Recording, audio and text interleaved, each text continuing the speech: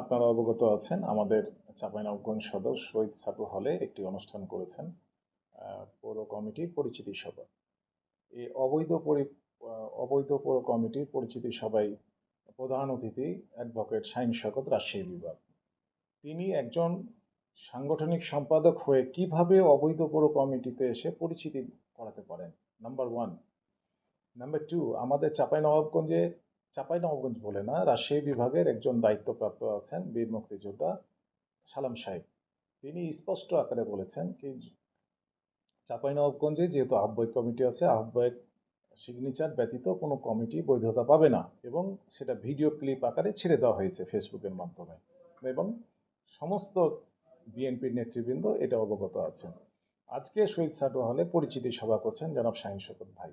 এই গ্রুপিং থেকে আমরা মুক্তি পেতে চাই। আমাদের প্রাণপ্রিয় নেতা জনাব তারেক রহমান সাহেবের কাছে আমার অনুরোধ, অতি শীঘ্রই এই শাহীন শওকতকে যাতে রাজশাহী বিভাগ থেকে উইথড্র করা হয়। ওনাকে দ্রুততম, কারণ উনি আমাদের রাজশাহী বিভাগে 8টি জেলা আছে, 8টি জেলার মধ্যে 5টি জেলাতে উনি যেতে পারেন না, শুধু গ্রুপিং করার কারণে। উনি যেই জেলায় যায় সেই জেলায় গ্রুপিং সৃষ্টি করেন। আমি অনুরোধ করব আমার প্রাণপ্রিয় নেতা জনাব তারেক রহমান সাহেবের কাছে অতি দ্রুত ওনাকে যাতে এখান থেকে সরিয়ে নেওয়া হয়। চাঁপাইনবাবগঞ্জে যেহেতু আহ্বায়ক কমিটি আছেন, 3 জন স্বাক্ষরিত সাইন পাওয়ার আছেন, 2 জন স্বাক্ষর করলেই কমিটি অনুমোদন দেওয়া যেতে পারে, সেটা হচ্ছে আহ্বায়ক এবং সদস্য সচিব। কিন্তু আহ্বায়ক ব্যতীত এই কমিটি কোনো মতেই গ্রহণযোগ্য নয়, আর সেই কমিটিতে উনি পরিচিতি সভা করতে এসেছেন। এটা তীব্র প্রতিবাদ জানাচ্ছি, এবং গঠনতন্ত্র বিরোধী, এবং আমার প্রাণপ্রিয় নেতা জনাব তারেক রহমানকে এটা অপমানজনক করা, আমি এটা ব্যক্তিগতভাবে মনে করি।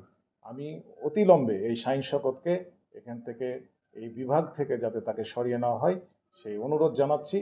আমি এটুকু আরও বলবো, চাঁপাইনবাবগঞ্জে যে সমস্যা আছে এই সমস্যা নিরসন করতে আমি ওবায়দ পাঠান দায়িত্ব নিয়ে বলছি, যদি আমাকে দায়িত্ব দেওয়া হয় আমি 1 মাসের মধ্যে সমস্ত জেলা বিএনপিকে একত্রে করে উজ্জীবিত করা আমার পক্ষে সম্ভব। কারণ আমার রাজনৈতিক ক্যারিয়ার 31 বছর, আমি কখনো আওয়ামী লীগের সাথে আঘাত করিনি, পুলিশের সাথে আঘাত করিনি। চাঁপাইনবাবগঞ্জে যত হামলা মামলা, গুম খুন নির্যাতন আমার উপর দিয়ে গেছে, আমি শতভাগ আমি দায়িত্ব নিয়ে বলতে পারি, চাঁপাইনবাবগঞ্জ জেলার বিএনপির যদি আমাকে দায়িত্ব দেওয়া হয় আমি 1 মাসের মধ্যে এটা পরিপূর্ণতা দেখাতে পারবো ইনশাল্লাহ। এবং আগামী নির্বাচন আছে, আগামী নির্বাচনে চাঁপাইনবাবগঞ্জ 1, 2 এবং 3 যে 3টি আসন আছে, চাঁপাইনবাবগঞ্জ 43, 44, 45, 1, 2, 3, এই 3টি আসনই আমাদের বিএনপির ঘরে চলে যাবে ইনশাল্লাহ। আমি শতভাগ নিশ্চিত, আমি এটা দায়িত্ব নিয়ে বলতে পারি।